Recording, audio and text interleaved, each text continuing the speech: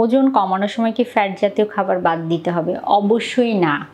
ওজন কমানোর সময় ফ্যাট জাতীয় খাবার একেবারেই বাদ দিয়ে দিতে হবে, এই ধারণাটি অনেকেই করে থাকেন। এই ধারণা থেকে বের হয়ে আসতে হবে। ওজন কমানোর সময় গুড ফ্যাট গ্রহণ করতে হবে, ব্যাড ফ্যাট এড়িয়ে চলতে হবে। ব্যাড ফ্যাট বলতে যেগুলো ট্রান্স ফ্যাট জাতীয় খাবার, একই তেলে বারবার ভাজা খাবার, যেগুলো বাটার, ঘি বা গরু খাসির চর্বি, এই খারাপ তেলগুলো বাদ দিয়ে দিতে হবে।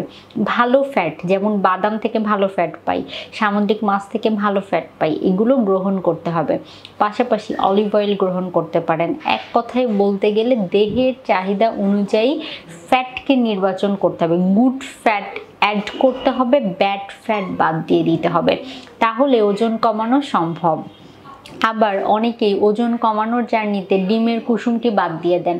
ডিমের কুসুম কিন্তু গুড ফ্যাটের উৎস, সেজন্য আমরা সবসময় বলি অবশ্যই ডায়েট করতে গেলে গুড ফ্যাটকে আপনি অ্যাড করবেন আর ব্যাড ফ্যাটগুলো এড়িয়ে চলবেন।